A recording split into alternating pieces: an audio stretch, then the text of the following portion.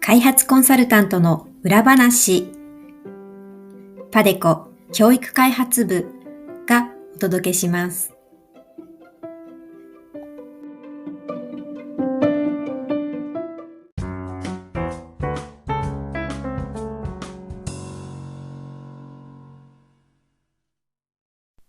皆さんこんにちは。本日のパデコは SDGs にどう貢献しているののゲストはパデコインフラ開発部の大城サディカさんです。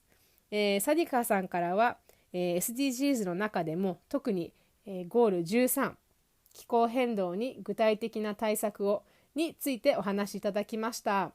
インフラ開発部を通して、従事している、ベトナムにおける人工衛星のプロジェクトがどのように SDGs のゴール13に貢献しているかをお話ししてもらいましたが、なかなか人工衛星がどのように SDGs に貢献しているかというのはイメージが湧きにくいかと思うんですけれども、とっても興味のあるお話なのでぜひ皆さんお楽しみください。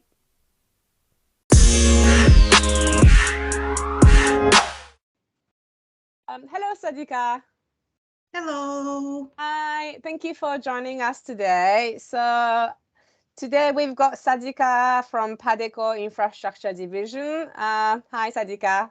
Hello. How are you? I'm good. How are you? Thank you for having me. No, it's a pleasure. I believe it's your second time joining our podcast program. Yes, that's true. Yes. Yeah. So actually, last time I believe you introduced, presented, shared your projects, what you've been doing at PADECO. Yes, exactly. Yeah? Yes. Okay. And so this time it's a new program we just started. It's about how PADECO is contributing to SDGs. Mhm. So this time I've loved to ask you, how your projects are contributing to SDGs, and then from which angles, and then how, and so. So thanks a lot again for joining us. I'm really excited to hear your stories. Yes, thank you. Thanks a lot. So, Sadika, so I understand you're at the infrastructure division. Yes. Yeah. So, yes. So I'm a project consultant under the infrastructure development division of PADECO, and we primarily do transport infrastructure projects. But I believe I talked about it last time as well, but this time as well, the project that I would like to talk about is in the satellite sector, which is one of the rare sectors that PADECO is involved in. Okay, thank you. That's really exciting. Actually, so Sadika, you're from infrastructure division. Mine is education division. So Right. it's quite different fields, and then we don't really get to talk about what exactly is going on each side. So I'm really excited at first because, as you just mentioned, satellite project is quite rare by itself. But also, I was really wondering, how SDGs and then satellite projects could be linked. I was really intrigued actually. Yeah. So I would really love to hear more about how, and then what kind of strategies you're using, and then project is implemented. But Right. before we go into the details, I just love to remind our listeners about SDGs. So we've been inviting guests about from PADECO on SDGs, and asking them how their projects are contributing to SDGs. So as just Sadika mentioned, today she's going to talk about her project on the satellite. So I believe, Sadika, you briefed me a little bit before. It's going to be linked to SDG goal 13. Am I right? Yes, that's true. So primarily when people think about infrastructure development, they, usually the focus is on SDG 9. But yeah, this time our satellite project that I will be talking about is linked to SDGs 13. It's also linked to SDGs 9. Right. But yes, mainly SDGs 13. Right. So actually, SDGs, there are 17 goals in total, and when it comes to 13, it's about the climate action. And Sadika just mentioned, she said normally people imagine about SDG goal 9. It's industry, innovation, and infrastructure. So I was actually thinking first, okay, she might be, discussing the goal 9, but actually in your case, it's going to be a bit different. So it's going to be on the climate action through Yes. satellite projects, SDG 13. So yes, can you explain me more how exactly your project is contributing to the SDG 13, the climate change or climate action? Okay, so for that, I'll give a little bit of a backdrop, basically. So this project is in Vietnam, and generally Vietnam is known to be one of the most disaster-prone countries in the Asian Pacific region. It's very exposed to floods and landslides, soil erosion, and other natural disasters. And because of climate change recently, this issue has been exacerbated. So a lot of changes in the rain pattern, a lot of changes in the flooding pattern, for instance, and it's becoming unpredictable because of climate change. So yeah, this project, the current ongoing project, is a culmination of 10 years of PADECO's work in Vietnam as well as in the satellite sector. So we've been involved since the early stages, which is the design, procurement, etc., to basically get to the stage where our client, so the Vietnamese side, can actually launch a satellite and build a facility which would help them observe these satellites that they have launched. So that is essentially, and basically how the satellite would be used is how it's linked to SDGs 13. Okay. Yeah. So it's been for quite a long time actually. Now what I heard, and can you give more examples how exactly then the satellites would be contributing to climate actions? Yeah.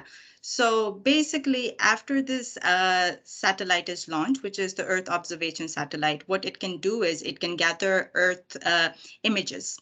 So at any given time of the day, they can collect images of Vietnam, of basically, for instance, as one of the applications, if there's a flood, they can capture the image and basically instantly they can act on sending necessary resources to that location.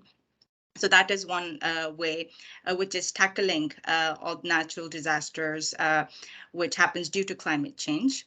And or essentially, basically, the ideal way to use it is for mitigation and for management of natural disasters occurring due to climate change. And so when they collect consistently, when they keep on collecting these Earth images, they can compare, basically they can compare areas which are prone to flooding, which are potentially at risk of landslides.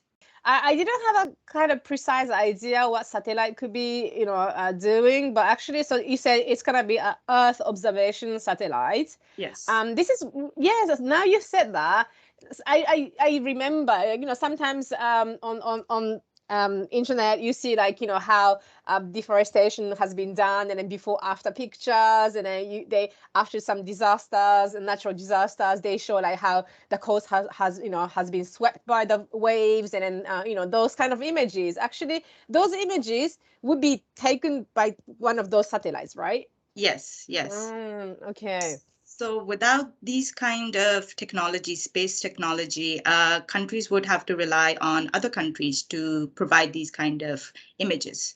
Yes. And sometimes, and there are institutions and agencies which do that. However, for the country to be self-sufficient or, for a quick, immediate response, it is important for them to have such technology. And be trained to act and also, take mitigation measures included in their policies as well. Yeah.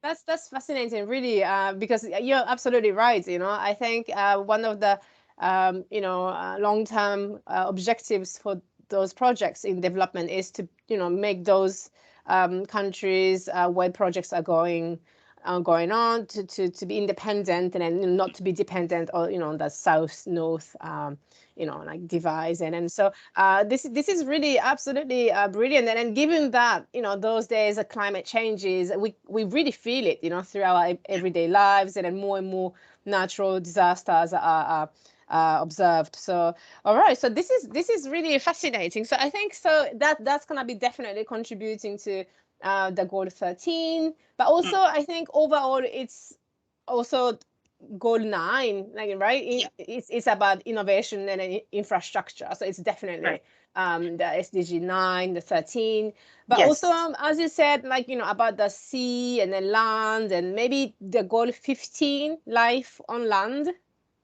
Yeah, so that depends on how potentially the client would make use of this technology. Basically, and but the application is basically endless. There's so much potential because, for instance, one of the ways such technology can be used is to see the levels, basically deforestation levels, or which is linked to SDG 15, and also they can also monitor illegal fishing. And so kind of protect the marine life. So there's a lot of application to this technology, and this is, I would say, this project is a starting point. A starting point, and because we're also supervising the construction of the facility, which essentially would be used for such observation satellite observation tasks. I guess potentially it would lead to realizing those goals as well. Right. Okay. So this is really fascinating. So now you touched a little bit on the goal 14, right? Life below the water, to find out illegal fishing, and then also, so you also said there's a training program, right? Right. Yes. So so that is also incorporated as part of the ongoing project, because we are supporting development of this technology. So training, capacity building also needs to be part of it. So that is very much embedded as part of this project. That's really good. So even if it's not an education project per se, but still, you are really looking on the long term, and then also to focus, include the capacity development. So I wouldn't exclude totally SDG 4, education quality either. Right. Yes, exactly. Yeah. This is, I think, one of the how can I say, the highlighting points, of our development projects. The SDGs cannot stand by, pursuing just one goal, right? That's why it's in plural, and then we've got 17 goals. You can't just say, okay, we're gonna just build a satellite and then that's it. But it's actually you have to think about so many different aspects which are intertwined, and then we need to work together with different fields. You just mentioned about, you're building satellite, but it means also the education, but also on the long term, how they could respond to those disasters on spot. And then so that's why you need to think about SDG 13, about the climate action. At the same time, the land, life on land, goal 15. You mentioned about the fishing, for example, the goal 14, life below water. Then also SDG 9, industry, innovation, and infrastructure, and goal 4, quality education. I think it's limitless, isn't it?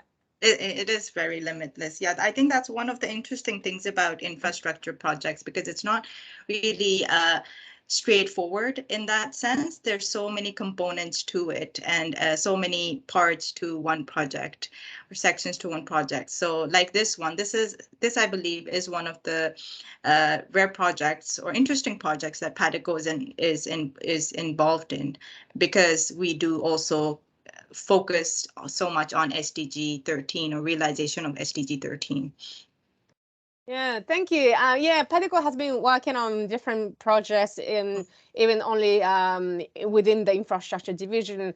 And I remember, I came across a report before from your division a few years ago, and then it was, I think, building roads project, but it was a section, dedicated to how that project would impact the birds in the area. It was really, like interesting, and I said that makes sense, right? Like, because they said they might like change the balance of the nature, and then the whole sensitivities related to that. Yeah, that's because PADECO's infrastructure division, we focus not just on the hard development sectors, but also the soft development sectors. So, and that's one of our strong points actually as a firm, because we do focus on social and environmental considerations. So I guess the report that you read probably kind of touched on that topic. And a lot of, so within the infrastructure division, we even have like tourism related aspects. Yeah, so, or biodiversity, like, management on conservation. Yeah, so quite interesting. Yeah, definitely. I think it's, you can say infrastructure and like, just say, okay, that's just, building something. That would be like, my first imagination, but actually more and more you talk, you realize it's more than that. It's really wide and then like well considered, and it touches really a wide range of sectors. And then, as you just said, PADECO has got different sections, divisions. We are working on different areas, but still linking, and then also in a holistic approach. So thank you so much. It was really interesting, a kind of new understanding of infrastructure development, and then this is really interesting, really exciting actually. So I hope the satellite will be launched soon. So in a few years, I guess. Yeah. All right then. Okay. Well, thanks so much, Sadika. It was a great pleasure having you. Thank you. Thanks for having me. Bye-bye. Bye then.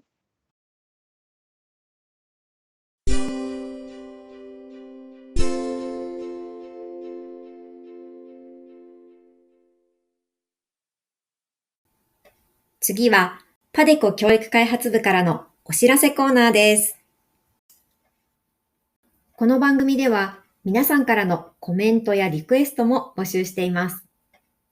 番組で扱ってほしいテーマ、質問、ご意見、ご感想などありましたら、Facebook、Twitter、YouTube にぜひぜひお寄せください。なお、パデコ教育開発部のウェブページは、アルファベットで padeco.education でアクセスしていただくことができます。また、この番組のプロフィールページに Facebook、Twitter、YouTube へのリンクも載せていますので、そちらもぜひチェックしてみてください。